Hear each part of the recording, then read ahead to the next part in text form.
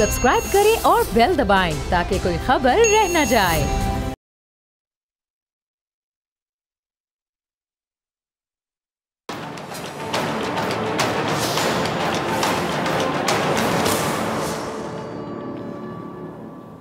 अस्सलाम वालेकुम नाजरीन, मैं हूं डॉक्टर फ़िज़ा अकबर खान और मैं हूं पाकिस्तान और आप देख रहे हैं पाकिस्तान के सबसे बड़े न्यूज़ चैनल का नंबर 1 प्रोग्राम ऐसे नहीं चलेगा।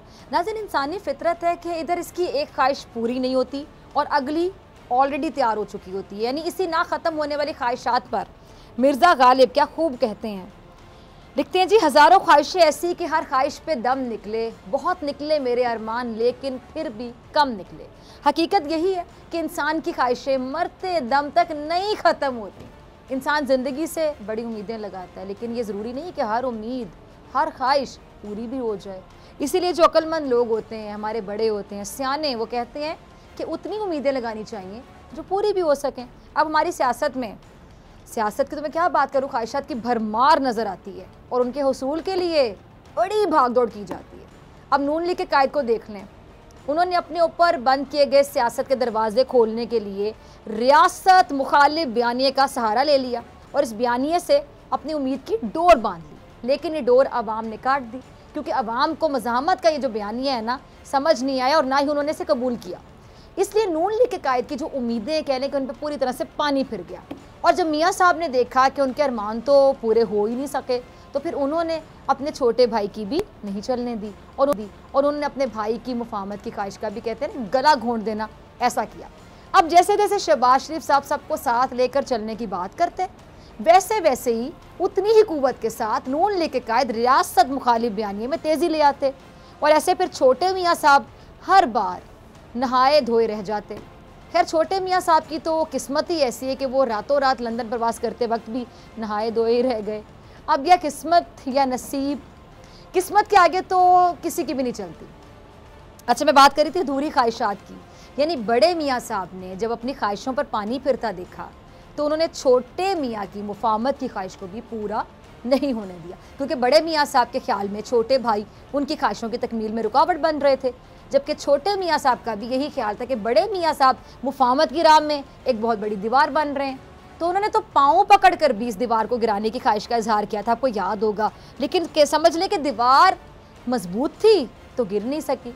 अच्छा, मियाँ साहब की एक ख्वाहिश लंदन जाने की थी जो हुकूमत ने पूरी कर दी, लेकिन मियाँ साहब को इसके लिए पापड़ बड़े बेलने पड़े। यानी मेडिकल रिपोर्ट्स बनाई गई, प्लेटलेट्स कम ज़्यादा किए गए, ये ज़्यादा, ये कम, ये इतने कम, हार्ट अटैक्स का भी खदशा जाहिर किया गया। यानी मियाँ साहब ने अपनी जान को ख़तरे में डालकर, शदीद ख़तरे में डालकर लंदन तक रसाई हासिल की, यानी ख्वाहिश पूरी करवा ली। अब मियाँ साहब चाहते क्या? वो चाहते हैं कि जी जब तक उन पर सियासत के दरवाजे नहीं खुल जाते वो लंदन में ही रहें। अच्छा, मियाँ साहब की तरह मरियम नवाज़ की भी ख्वाहिश है कि वो अपने वालिद के पास वापस चली जाएं, लेकिन उन्हें हुकूमत ने रोक रखा है। हुकूमत ख्वाहिश पूरी होने नहीं दे रही। मरियम नवाज़ की ख्वाहिश क्या थी कि वो हुकूमत को गिरा सकें, नून लीग को किसी भी तरह इक़्तिदार में वापस ला सकें, और ऐसा होने की सूरत में नून लीग के कायद भी वतन वापस आ जाते और इस तरह फिर नून लीग की जो आला क़यादत है उसके केसेस का भी खात्मा हो जाता। जो इस वक्त कह लें कि जी इनके जो लीडर हैं उनके गले की बाकायदा हड्डी बने हुए हैं। अच्छा, मरियम नवाज़ साहिबा ने जब ये देखा कि उनके हुकूमत गिराने के लिए तमाम साजिशें थीं, हरबे थे, प्लानिंग्स थी, बुरे तरीके से पिट गए, नाकाम हो गए, तो फिर उन्होंने, कहते हैं ना, घी निकालने के लिए फिर उंगलियां टेढ़ी करनी पड़ती हैं, तो टेढ़ी करने की बजाय उंगलियां सीधी करके किस्मत आजमाने की कोशिश की। कैसे?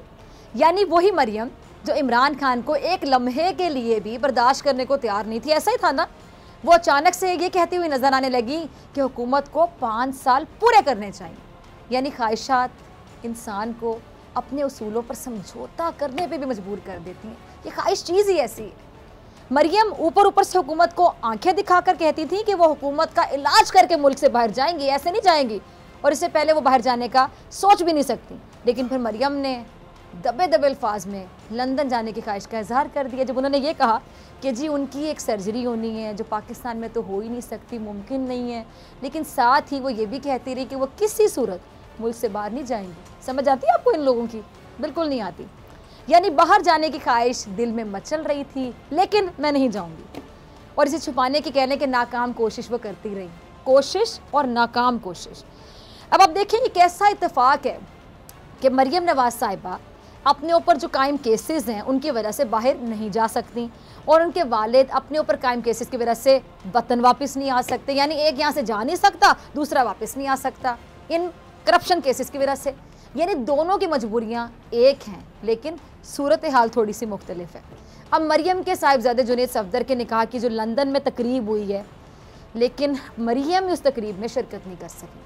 सिर्फ सोशल मीडिया पर अपने बेटे और बहू की जो तस्वीर है वो शेयर करके कह रहे हैं कि उनको दुआएं देती रह गई। और ख़बरें ये भी हैं कि मरियम साहिबा ने निकाह की तकरीब में भी ऑनलाइन शिरकत की है। अब ज़रा सोचें कि ऐसी क्या मजबूरी थी कि मरियम चाहती तो लंदन में निकाह की तकरीब रखने के बजाय पाकिस्तान में रख लेती, शिरकत भी कर लेती और अपने वालिद मोहतरम को भी पाकिस्तान आने की दावत दे देती। इसी बहाने मियाँ सब शायद पाकिस्तान आ जाते।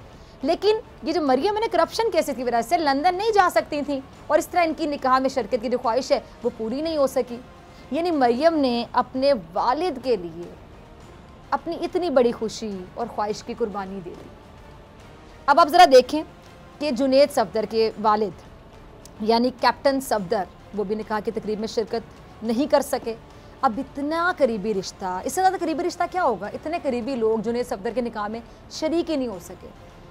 अब इस दूरी का इल्ज़ाम किसे देंगे? यकीनी तौर पे करप्शन केसेस को देंगे। ये करप्शन केसेस है ना जिन्होंने रंग में भंग डाल दी। अब जिम्मेदार कौन है? सबको पता है, लेकिन फिर इल्ज़ाम तराशी किसी और पर हो रही है। अच्छा, अब जुनैद सफदर के निकाह की जो तस्वीरें वायरल हुई हैं उनमें इसहाक डार और नून लीग के कायद को बड़ा खुश देखा जा सकता है, हशाश बशाश देखा जा सकता है। इसहाक डार साहब की तो बहुत अरसा पहले एक तस्वीर वायरल हुई थी, याद होगा, जिसमें बाकायदा ऐसा लग रहा था कि खुदा ना ख्वास्ता वो बिस्तर मर्ग पर पड़े हुए हैं। लेकिन ये लंदन की जो फ़ज़ाएँ हैं ना, समझ लें कि उनकी करामत ही ऐसी है शायद कि वो भी नून लीग के कायद की तरह मुकम्मल फ़िट हो गए हैं। देखिए तस्वीर में कितने फ़िट लग रहे हैं, परफेक्ट लग रहे हैं। और अब इनकी कमर में यकीनी तौर पे ज़रा भी दर्द नहीं है, तभी तो इतने फ़िट लग रहे हैं। दर्द होता तो फिर ऐसी शक्ल तो ना आती। अब हैरानी की बात कि डार साहब अब लंदन क्या कर रहे हैं? उन्हें तो वतन वापस आ जाना चाहिए था, अपने केसेस का सामना करना चाहिए था, लेकिन वो अपने कायद के नक्शे कदम पे चल रहे हैं। और नून लीग के कायद भी तस्वीर में माशाल्लाह बड़े अच्छे नज़र आ रहे हैं। देखें माशाल्लाह, पड़े सब सेहतमंद दिखाई दे रहे हैं और बेहतरीन दिखाई दे रहे हैं, सेहतमंद दिखाई दे रहे हैं। मेरी दुआ है आप भी मिलकर मेरे साथ दुआ कीजिए नाजरीन कि अल्लाह मियाँ साहब को सेहत वाली ज़िंदगी अता फरमाए। और वैसे माशाल्लाह काफ़ी सेहतमंद नज़र आ रहे हैं, गौर कीजिएगा तस्वीरों में, क्योंकि बीमारी एक ऐसी चीज़ होती है जो चेहरे पे नज़र आ जाती है। बीमारी भी भला बतानी पड़ती है। आप अक्सर कहते हैं कि तुम बीमार हो, बीमार लग रहे हो। अच्छा, जब आप ठीक होते हैं माशाल्लाह बड़े फ्रेश लग रहे हो, बड़े अच्छे लग रहे हो, तो बीमारी तो एक ऐसी चीज़ होती है जो चेहरे पर नज़र आती है। लेकिन अनोखे लोग हैं तो उनकी बीमारियाँ भी अनोखी होंगी, ज़ाहिर बात है। चेहरे पर फिर नज़र कुछ और आता होगा, अंदर से कुछ और बीमारियाँ होती होंगी। अब इनके मुखालिफिन सवाल उठा रहे हैं कि अब दूर दूर तक प्लेटलेट्स गिरने चढ़ने के कोई आसार नज़र नहीं आ रहे, लेकिन नवाज शरीफ साहब फिर भी पाकिस्तान वापस आने का नाम नहीं ले रहे। वैसे पाकिस्तान से बहुत मोहब्बत करते हैं नवाज शरीफ साहब, कॉल उनके, लेकिन पाकिस्तान वापस नहीं आना। अब अगर नून लीग के कायद कभी लंदन के होटल्स में, कभी कैफ़ेज़ में खाबे उड़ाते हुए नज़र आएंगे, पोलो मैच देखते हुए नज़र आएंगे, तफरीह करते हुए पाए जाएंगे, तो फिर ऐसे में बरतानवी हुकाम भी ये सोचने पर मजबूर हो जाएंगे ना कि शायद उनको धोखा दिया जा रहा है, उनको धोखा दिया जा चुका है या दिया गया है। और यही वजह है कि नवाज शरीफ साहब के पासपोर्ट के एक्सपायर होने के बाद उनके वीज़े में तौसीब ही नहीं हुई, और कानूनी माहिरीन इसकी वजह गलत बयानी को करार दे रहे हैं जो नवाज शरीफ साहब बीमारी के नाम पे कर रहे हैं।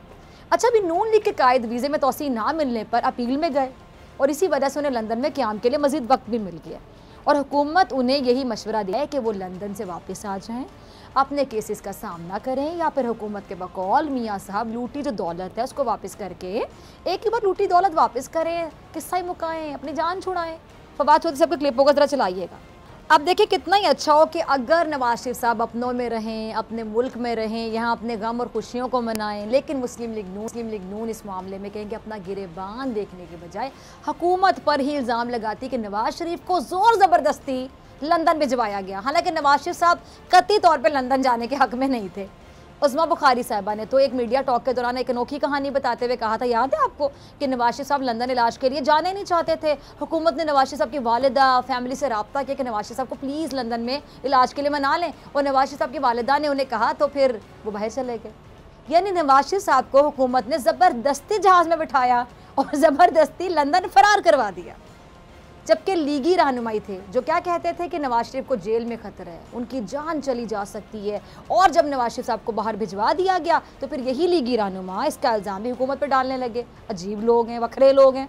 अच्छा, मेरा सिंपल सवाल ये कि अगर नवाज शरीफ साहब को ज़बरदस्ती लंदन भेजा गया तो फिर उन्होंने वीज़े में तोसी के लिए दरख्वास्त क्यों दी? इसका जवाब है आपके पास। चले मान लेते हैं 2 सेकंड के लिए कि उनको ज़बरदस्ती बैठे जहाज़ में फरार हो जाएं, फिर तोसी का क्या मामला है? ये क्या नई एक एपिसोड है? ये भी ज़रा समझा दें।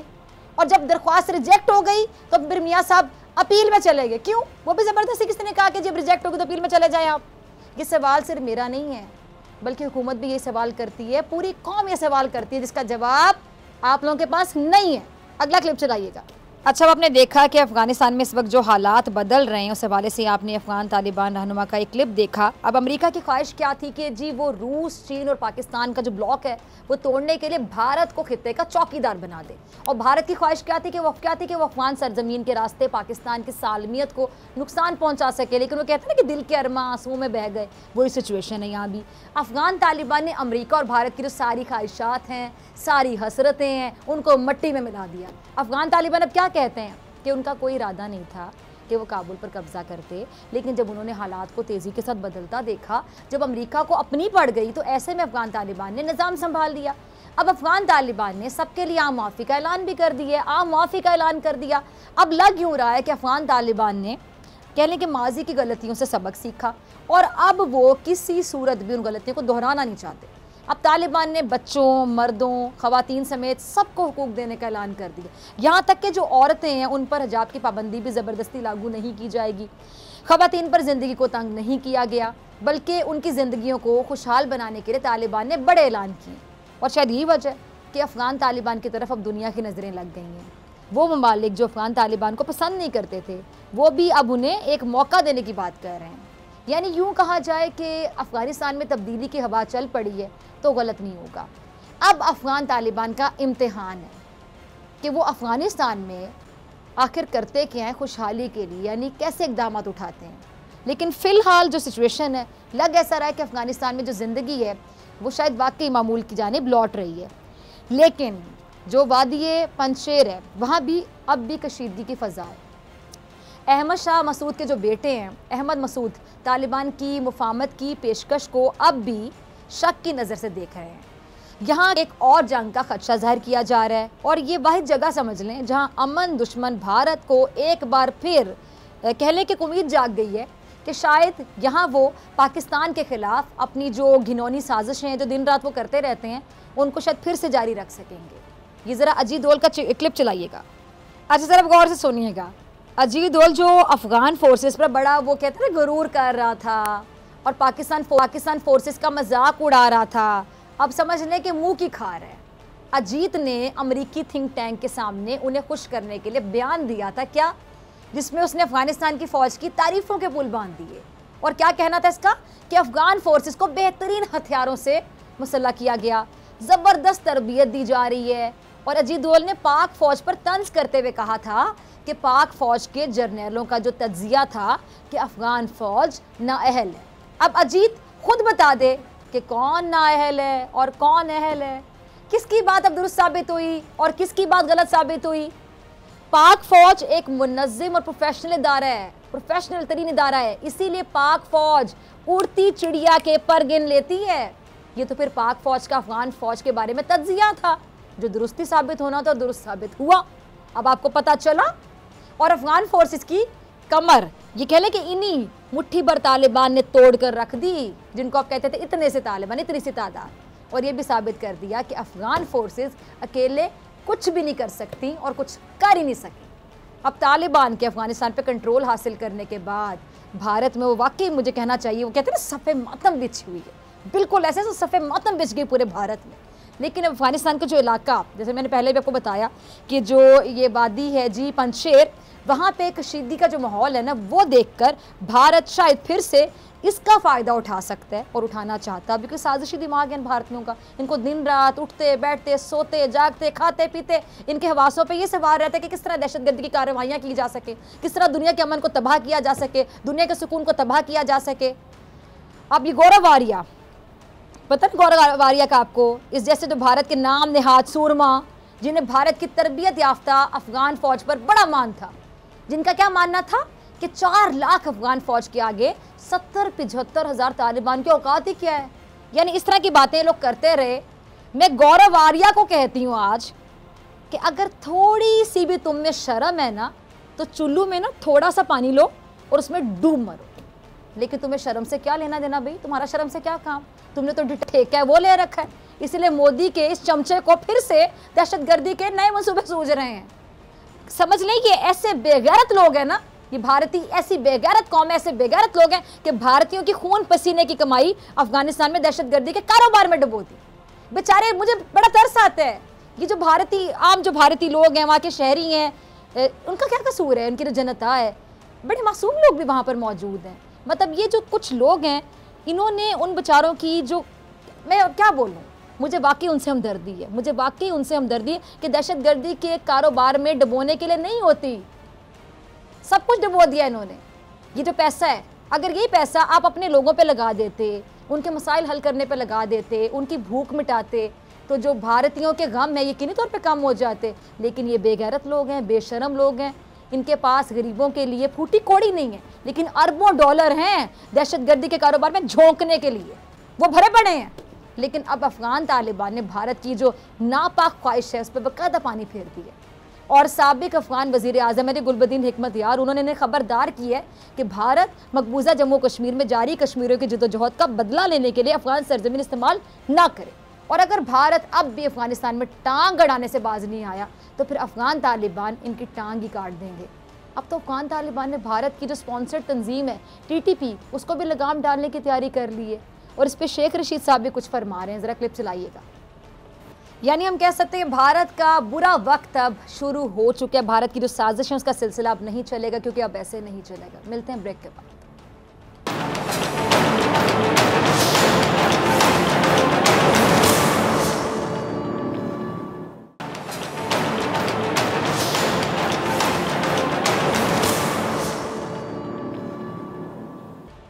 वेलकम बैक नाजरीन। अब तक मीनार पाकिस्तान में शर्मनाक वाक़े में 407 मुश्तबा अफराद हैं जिनको शामिल तफ्तीश कर लिया गया और पुलिस के मुताबिक 92 अफराद गिरफ्तार भी हैं, जबकि गिरफ्तार मुलजिमान में से 40 को शनाख्त पेड़ पर भेजा जा चुका है। अब दूसरी जानिब इस्लामाबाद हाई कोर्ट में टिकटॉक पर पाबंदी के खिलाफ दरख्वास्त पर समाअत भी हुई है और चीफ जस्टिस अतर मिनुल्लाह ने PTA के वकील से इस्तफसार किया कि टिकटॉक इस वक्त मुल्क भर में खुला है या फिर बंद है, जिस पर PTA के वकील ने कहा है कि मुल्क में प्रॉक्सी के जरिए तकरीबन 99% टिकटॉक खुला है। अच्छा, अदालत ने PTA के वकील से कहा कि जब आप टेक्नोलॉजी को शिकस्त नहीं दे सकते तो फिर आप ऐसा कर क्यों रहे हैं। अब अदालत ने मजीद जो रिमार्क्स दिए हैं वो ये कि जी सोशल मीडिया जो ऐप्स हैं उन पर पाबंदी बाहर की दुनिया में क्यों नहीं हो रही, वहाँ तो कानून भी सख्त है, और PTA क्यों इस मुल्क को दुनिया से काटना चाहता है। अब जो सिचुएशन है, सूरत हाल है, वो ये है कि इस्लामाबाद हाई कोर्ट ने टिकटॉक पर पाबंदी का जो मामला है वो वफाकी काबीना के सामने रखने का हुक्म दे दिया है।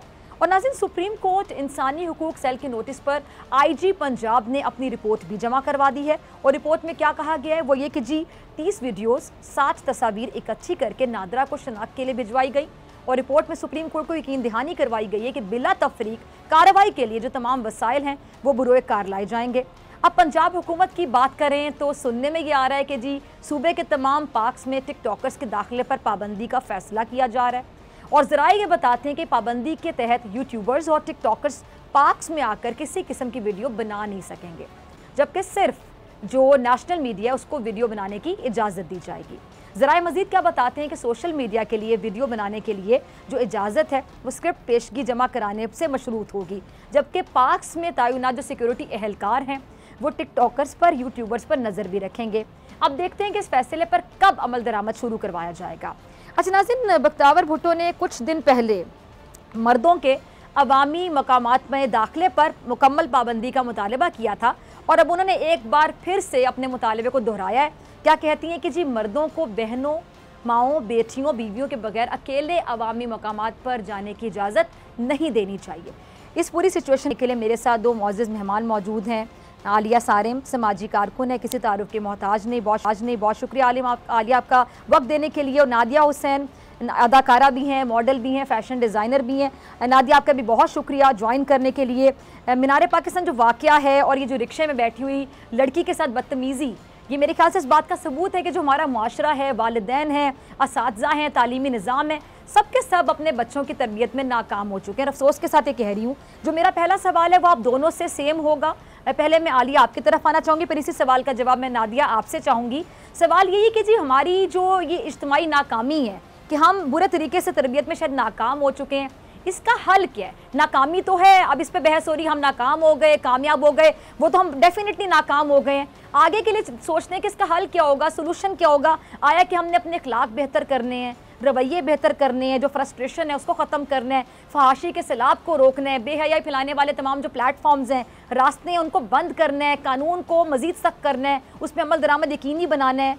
क्या करना है हमने आलिया? हमने बहुत सारी मेहनत करनी है, जो मेहनत अगर हम वक्त के साथ साथ करते रहते तो आज हालात ये ना होते। हमने अपने बच्चों को एक बेहतर इंसान बनाना है और ये बात हमने सबसे पहले ना सिर्फ ये कि कहनी है, हमने खुद अपने ऊपर इस चीज़ का अमल दरामद करना है। यानी हमने अपने आप को एक बेहतर इंसान बनाना है। हमारे बच्चे ऐसे ही गुमराह नहीं हो गए, हमने इनके साथ ज़्यादती की है, हमने इनका वक्त इनको नहीं दिया, हमने इनकी तरबियत इनको नहीं दी। हमने सोचा हम अपने बच्चों को बहुत अच्छा, बहुत ज़्यादा पैसा दे देंगे, बहुत अच्छी जगहों पे घुमा लेंगे, फिरा लेंगे और इनके ऊपर ख़र्चा कर देंगे तो ये बच्चे बहुत बेहतरीन इंसान बन जाएंगे। ऐसा नहीं है। बच्चों के लिए पैसे से ज़्यादा ज़रूरत उस तरबियत की होती है जो माँ की गोद में होती है। माएँ अगर घर से बाहर कमाने जाती हैं तो बहुत बेहतरीन बात है कि वो घर को अगर मिलकर चलाती हैं, लेकिन अगर वो औलाद की कीमत पर ऐसा कोई काम करती हैं तो पैसा किसी के भी काम नहीं आता। जो लायक औलाद होती है उसको माँ बाप की विरासत नहीं चाहिए होती, वो खुद बहुत कुछ कर लेते हैं। और जो नालायक औलाद होती है वो सदियों के बनाए हुए जो आबा अजदाद की भी चीज़ें होती हैं वो उनको भी उड़ा दिया करते हैं। तो औलाद को जो सबसे ज़्यादा ज़रूरत होती है वो वक्त की होती है, वो तरबियत की होती है। दूसरी बात, जो हमारे माशरे में एक शोशा का एक सिलसिला चल निकला है, हम लोग बहुत सतही सी ये बातें करते हैं। हम लोग वो जो पहले बातें किया करते थे ना, जो जहन को छूती थी, दिल को छूती थी, हमारे अखलाक को जगाती थी, हम एक दूसरे के लिए इंसानियत रखते थे, हम एक दूसरे के साथ मोहब्बत करते थे। हम बड़ों ने भी अपने रिश्तों को बहुत ख़राब किया। ये मैं इसलिए कह रही हूँ कि आप देखिए पूरे शहर में सिर्फ फ्लैट्स ही फ्लैट्स बन गए हैं। आप शेल्टर होम को आके देखिए, मेरे शेल्टर होम को देखिएगा, कितना दुख है मुझे ये कहते हुए कि मेरा शेल्टर होम आबाद से आबाद तर होता चला जा रहा है। इस और कौन सा एज ग्रुप है जो शेल्टर होम में नहीं आ रहा? वहाँ उसमें बच्चों से लेकर बूढ़े, बूढ़ों से लेकर जिस्मानी माजूर, जहनी माजूर। हमने रिश्तों पे से अपनी गिरफ्त कम कर दी है, हमने रिश्तों को बोझ बना लिया है। पहले हम रिश्तों के साथ जिया करते थे, अब हम रिश्तों के बगैर जीने पे खुश होते हैं। हमने बच्चों को जब टाइम कम दिया, इंसान इंसान के बगैर जिंदा रह ही नहीं सकता। जब उस टाइम की कमी उसको अपने घर में लगी, उसने वो टाइम दूसरों से लेना शुरू कर दिया। उसने ये, चाहे वो टिकटॉक है या सोशल मीडिया है, उसने वो टाइम वहां से गेन शुरू किया। अब परवरिश हमारे घर में जरूर होती है, लेकिन उससे कहीं ज्यादा टाइम उसने बाहर वालों का लिया। उनकी सोच आई, पूरी दुनिया मेरी औलाद घूम रही होती है, मेरे मुल्क के बच्चे पूरी दुनिया घूम रहे होते हैं, लेकिन बराबर में बैठे हुए माँ बाप नजर नहीं आते, पड़ोस में कोई शख्स उन्हें नजर नहीं आता। उनकी अपनी एक दुनिया बन गई। आप आज के यूथ से बात तो करके देखिए। मैं आयशा के हवाले से बात करूं, सुबह में एक प्रोग्राम में आयशा के साथ बैठी हुई थी और ये जो मीनार पाकिस्तान का वाकया जिस बच्ची का है, उसके पास बहुत सारे सवालों के, जब एंकर ने सवाल किए तो उसके पास उसका जवाब नहीं था। बहुत सारी चीजें कि ऐसा कैसे, तो इसका मतलब ये कि कहीं ना कहीं आयशा भी कंफ्यूज हुई। शायद उसको अंदाजा नहीं था कि इस चीज का क्या रिजल्ट निकल सकता है। और मैं समझती हूँ कि मैं भी तसव्वुर भी नहीं कर सकती थी, जिस तरह से दरिंदों की तरह भिंभोड़ा है, जिस तरह से जो चीजें देखने में आई हैं, और उसके बाद तसलसल से वो और बहुत सारी वीडियोस, जो पीछे की वीडियोस हैं, वो भी निकलती चली आ रही हैं कि मेरी तो अपनी रूह कांप गई है कि हम खड़े किधर हैं। ना हमने लड़की की तरबियत हम कर पाए, ना हम लड़के की तरबियत कर पाए। माशरे को हमने क्या कर दिया, और माशरे को ये सब करने के बाद आज हम सोच, खैर अब भी देर नहीं है। मैं समझती हूँ कि ये जो भी आज इसके ऊपर बहुत सारी बात हो रही है, आवाज उठाई जा रही है, चाहे कानून की मद में, चाहे वो स्कॉलर्स की मद में, चाहे मजहबी तबके के हवाले से, मैं कहती हूँ हर हवाले से ये मेरे मुल्क का एक ऐसा केस होना चाहिए जो दोबारा ना हो। मुझे इंडिया वगैरह की बहुत दुख है कि यहाँ से इस तरह के कोई मैसेजेस जाए, लेकिन मुझे इंडिया की परवाह इसलिए नहीं होती। सूद तो बोले, छलनी के बोले जिसमें खुद 72 छेद। बात ये नहीं है, लेकिन बात ये है कि वो मेरे मुल्क की बच्ची तो है, वो मेरी और इस तरह की और बहुत सारी बच्चियां हैं। तरबियत भी कीजिए और अपनी तरबियत पहले कीजिए। ठीक है नादिया, मैं आपकी तरफ आना चाहूँगी। इस पूरी सिचुएशन को आप कैसे एनालाइज करती हैं, कैसे देखती हैं? अच्छा, बहुत से लोग तनकीद कर रहे हैं कि जी उस खातून को किसने कहा था कि तमाम फैंस को पहले बता दे कि मैं वहाँ पहुँच रही हूँ, उसने ऐसी ड्रेसिंग की या मर्दों को खुद अपनी तरफ अट्रैक्ट कर रही थी, तमाम चीज़ें अपनी जगह। लेकिन नादिया, किसी भी लड़की का टिकटॉक पे आना या इस तरह के कपड़े पहनना या वहाँ पे जाना या फैंस को कहना जी मैं वहाँ पर आ रही हूँ, क्या इस बात के का सबूत है कि वो आप रास्ता दिखा रही है आपको कि आप उस पर हमला कर दें, उसके साथ बदअखलाकी से पेश आएँ, तमाम लोगों के सामने से बदतमीजी करें? ये तो कहीं भी अलाउ नहीं होना चाहिए ना, बहरहाल एक औरत की इज्जत है। बिल्कुल जी, मोस्ट सर्टेनली ये अलाउड नहीं होना चाहिए under any rule of law. बल्कि हमारे भी जो है वो मैं खाली चीफ मिनिस्टर तो खैर नहीं, लेकिन सॉरी जो चीफ जस्टिस हैं वो नहीं है, लेकिन सुप्रीम कोर्ट के किसी एक जज ने जो है वो जरूर बोला है कि किसी भी मतलब मर्द और औरत कोई भी हो, पाकिस्तान का जो सिटीजन है उसको पूरा हक है कि उसकी प्राइवेट स्पेस अगर इन्वेड होती है तो उसको पूरा प्रोटेक्शन है लॉ की तरफ से। लेकिन यहाँ पे अनफॉर्चुनेटली बात यही एक बहुत ज्यादा जो एक सवाल उठता है वो ये है कि जो फोर्सेस थी, जो सिक्योरिटी फोर्सेस थी, जो इदारे थे, जो हमारी प्रोटेक्शन के लिए इदारे हैं, वो इदारे कहाँ थे? वो इदारे नहीं वहां पे मौजूद थे जब इतना मजमा होता है। और अगर इस किस्म की एक चीज को जो है वो आपका खदशा होता है, जाहिर है पुलिस फोर्स जो है वो कोई पहली दफा थोड़ी है कि जी ये 14 अगस्त के जो है वो इतना मेला लगा हुआ है 14 अगस्त का। 14 अगस्त के जो जोश और बलबला और जो एक गहमा गहमी होती है वो तो हर शहर में होती है।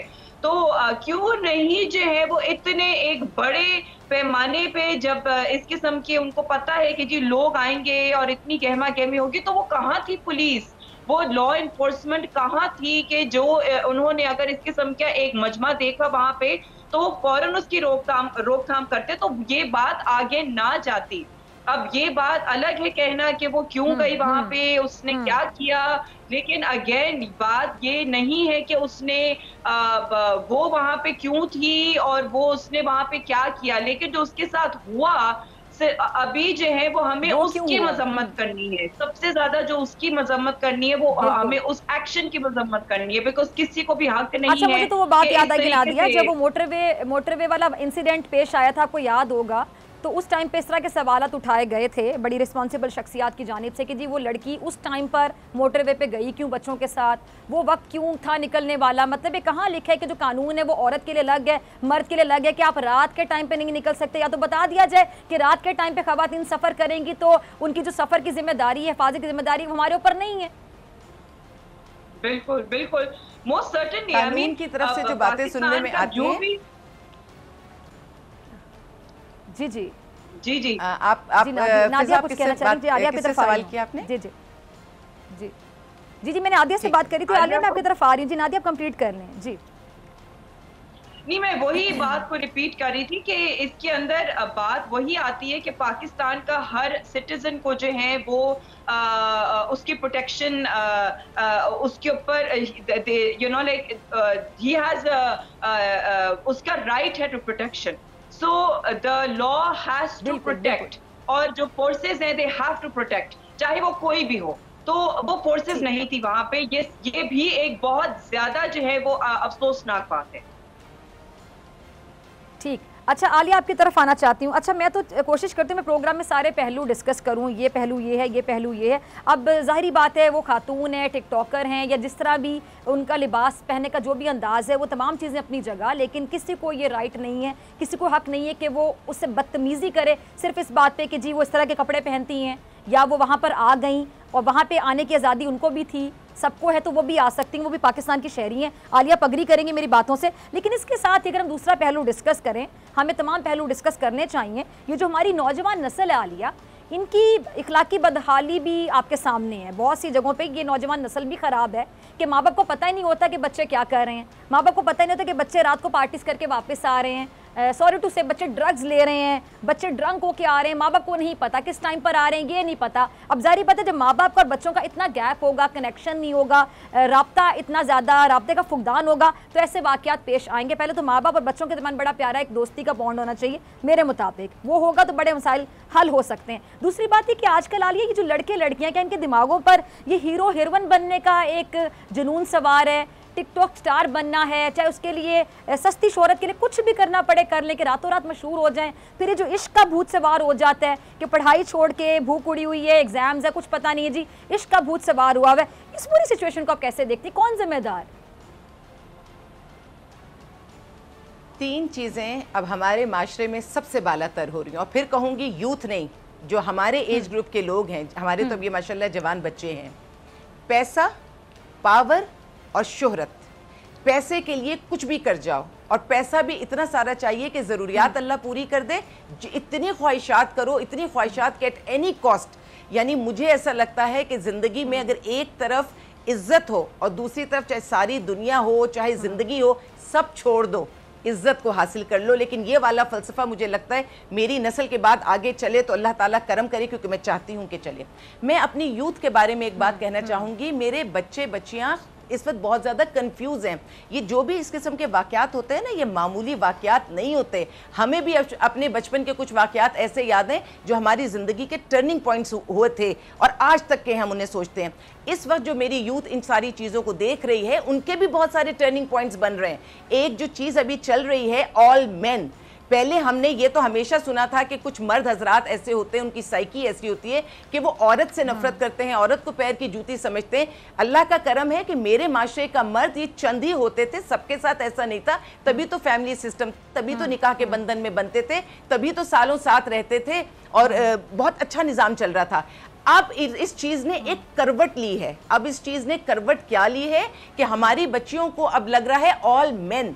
अच्छा, अगर हम अपने माशरे के मर्दों को अपनी ज़िंदगी से निकाल देंगे, हमारा वो फौजी जो सियाचिन में बैठा हुआ है, जो बॉर्डर्स पे बैठा हुआ है, जो हमारी हिफाजतें कर रहा है, मुल्क की तो कर रहे हैं, लेकिन हम औरतों की, बच्चों की भी हिफाजतें कर रहे हैं। आप किसी ऐसे जेंडर को जो आपकी हिफाजत के लिए खड़ा है, आप अगर इस किस्म की बात करेंगे और फिर उस पर अटक भी जाएंगे, क्योंकि प्रोग्राम्स मैंने बहुत सारे किस्म में देखा कि जो बात कर रही हैं खातून, वो किसी तौर आगे पीछे होने के लिए तैयार नहीं है। उनके ऑल मेन का मतलब है ऑल मेन। ये कितनी कितनी बड़ी नेगेटिव चीज़ हम अपनी सोसाइटी में फैला रहे हैं। और मैं ये कहूँगी कि अच्छा, अगर मैं उन बच्चियों को, क्योंकि शेल्टर होम में तो मैंने आपको कहा ना, कौन सी बच्ची है जो अपनी ज़िंदगी में तबाह होकर नहीं आती, बड़े बड़े घरों की बच्चियाँ, तालीम याफ्ता बच्चियाँ आती हैं।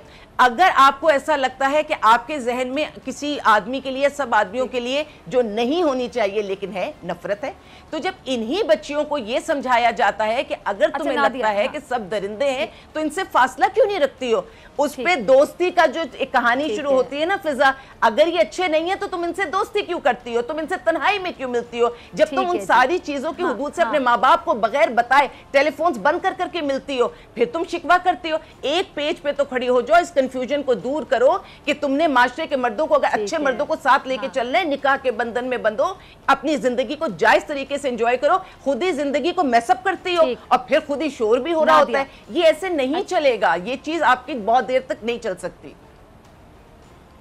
ठीक है। अच्छा नादिया, जो आलिया बात करी इस पर मैं आपका कमेंट भी चाहूँगी। और आप खुद एक वालिद हैं, आई थिंक माशाल्लाह आपके 3 या 4 बच्चे हैं जितना मुझे पता है, तो आप बीइंग अ मदर कैसे देखती हैं कि क्या वालिदैन का भी कसूर होता है कि वालिदैन, तरबियत तो कोई भी वालिदैन नहीं चाहेंगे हमारे बच्चों की बुरी हो, तमाम वालिदैन बड़ी कोशिश करेंगे, लेकिन शायद वालिदैन इतने मसरूफ़ हो जाते हैं कि बच्चों को उस तरह तवज्जो नहीं दे सकते, अटेंशन नहीं दे सकते, कि वालिदैन को चेक एंड बैलेंस रखना चाहिए कि हमारे बच्चों की कंपनी कैसी है, कहाँ जा रहे हैं, किससे मिल रहे हैं, कहाँ बैठ रहे हैं, कहाँ उठ रहे हैं, क्या हमें सच बता के जा रहे हैं, कॉन्फिडेंस में रखना चाहिए। वालिदैन और बच्चों के दरमियान दोस्ती का एक रिलेशनशिप होना चाहिए। कैसे देखती हैं बीइंग अ मदर?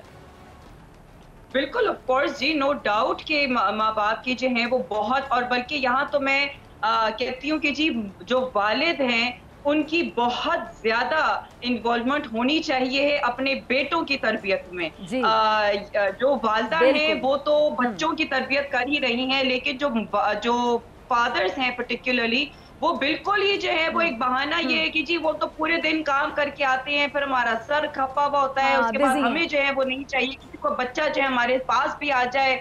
मतलब एक अजीब किस्म का एक रवैया है, एक एटीट्यूड है। और मुझे ये बहुत से लोगों ने मेरे कमेंट्स पे भी जो है ये बोला है कि नहीं, मर्द जो है वो पूरा दिन कमाता है, तो जी वो तो अब वापस आके जो है वो घर वापस आके उसको पीस चाहिए, उसको सुकून चाहिए, तो मतलब कि बच्चों के साथ थोड़ी वो अपना सर खपाएगा। तो मैं तो खुद हैरान हो जाती हूँ कि भाई बच्चा तो आपका है ना, मतलब कि इसके अंदर माँ जो है, जब अगर पूरा दिन जो है वो अगर माँ एक हाउस वाइफ है और वो पूरा दिन घर के काम भी कर रही है, तो कैसे जो है वो आप एक्सपेक्ट करते हैं कि वही जो माँ है वो उतना ही जो है वो डिलीजेंस से जो है वो बच्चे की तरबियत करेगी। तो इसके अंदर दोनों माँ बाप का जो है वो इन्वॉल्वमेंट आती है। यहाँ पे एक और मैं पहलू रेज करना चाहूंगी कि मुझे जहां तक लगता है वो ये है कि जो ये वाकयात जो हुए हैं वो अनफॉर्चुनेटली एक सोशियो इकोनॉमिक स्टेटस के लिहाज से भी जो है वो थोड़े से लोअर इनकम कैटेगरी के लोग हैं, जहां पे अनफॉर्चुनेटली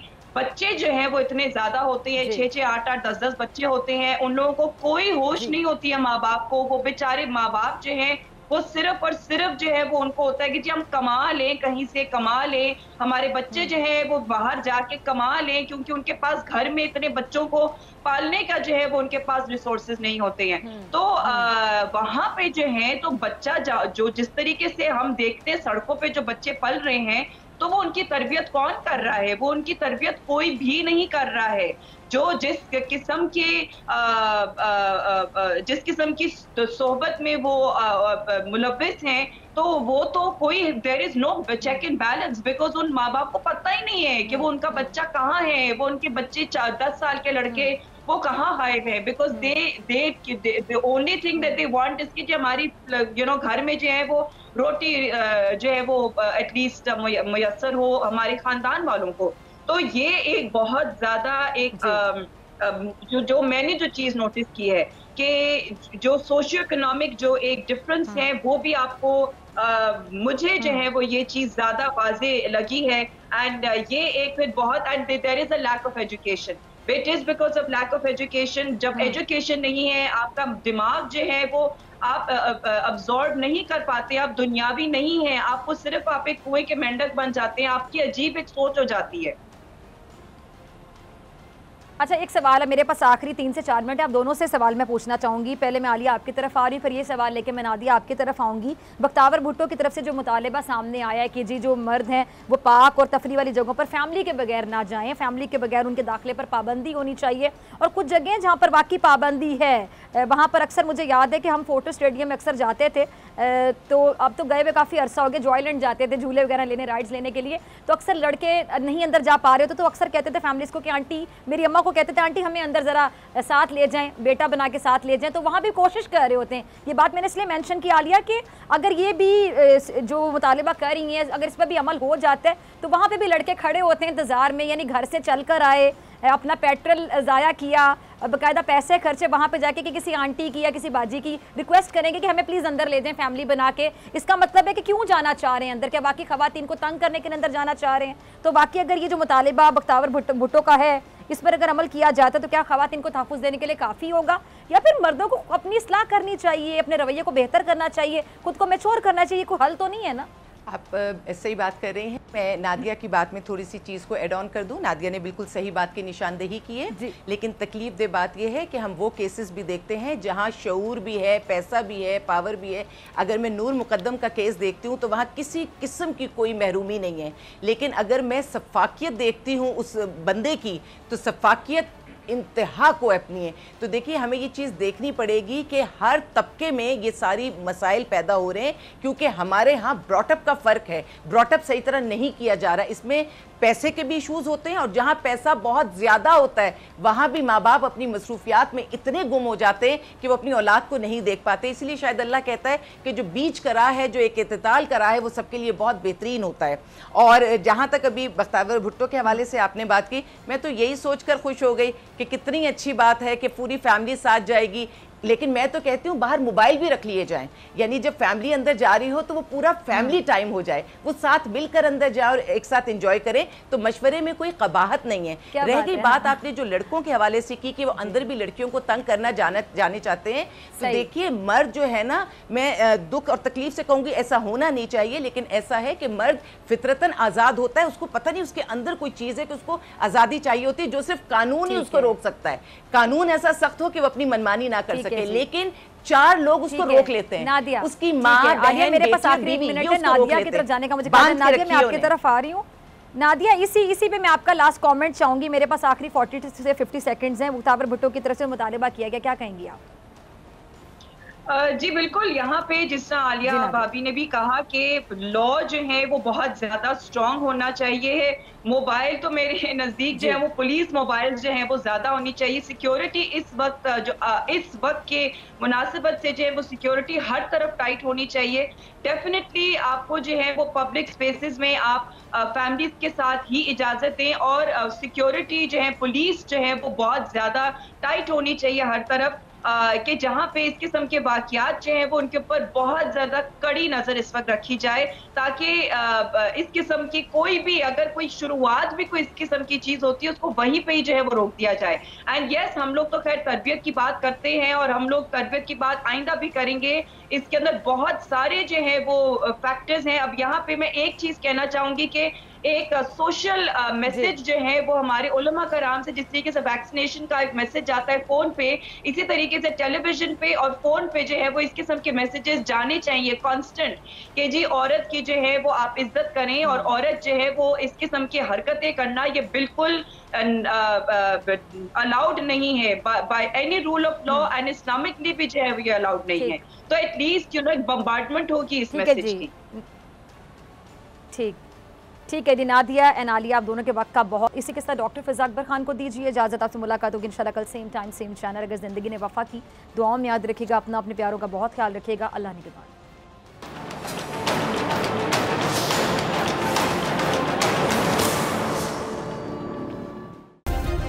सब्सक्राइब करें और बेल दबाएं ताकि कोई खबर रह न जाए।